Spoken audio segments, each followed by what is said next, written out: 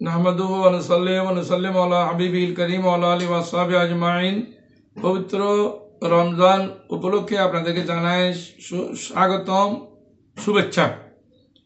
প্রশ্ন: পবিত্র রমজানের রোজা যারা রাখেন তাদের জন্য নাকি হুর গেলমানো আশা আকাঙ্ক্ষা করে থাকেন, হুরেরও আশা পোষণ করেন, অর্থাৎ রোজাদারকে মর্যাদা দেওয়ার জন্য, রোজাদারের সেবা করার জন্য হুরেরাকেও আশা করেন।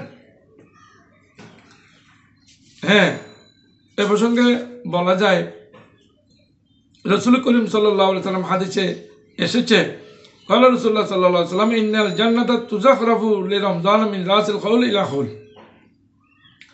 আমরা যেমন কোনো একটি অনুষ্ঠানের জন্য লাইট ফ্যান, কোন দিকে পর্দা, কোন দিকে শামিয়ানা লাগাতে হয়, এটা যেমন আমরা একটা অনুষ্ঠান সাজানোর জন্য করি, আল্লাহ রাব্বুল আলামিন রমজানের রোজাদারের জন্য বছরের শুরু থেকে যে আল্লাহ রাব্বুল আলামিন জান্নাতকে সাজান, ওরা জান্নাতে যাবে এই জন্য জান্নাতকে সাজাইতে থাকেন, সজ্জিত করতে থাকেন।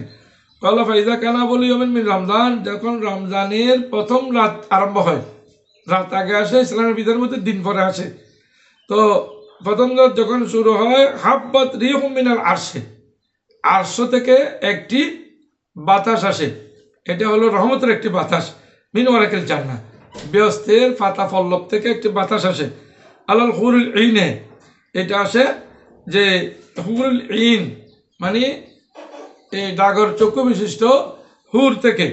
ফায়াকুল্লু ইয়া রাব্বি, এরা বলতে থাকেন, হ্যাঁ আমার রব, ইজআল লানা মিন ইবাদিকা আজওয়াজান, আল্লাহ আপনার এমন বান্দাদের সাথে আমাদেরকে শাদী করে দেন, তুকাররিবুহুম আইনানা ওয়া তাকুররু আইনাহুম বিনা, যার দ্বারা আমাদের চক্ষু যুগল ঠান্ডা হবে, আমাদের দ্বারা তাদের চক্ষু যুগল ঠান্ডা হবে, এমন মানুষকে, রোজাদার মানুষকে আমাদের সাথে শাদী করে দিন।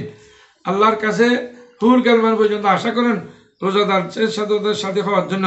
বাইহাকি শরীফ সবুল ইমানের মধ্যে হাদিস এসেছে।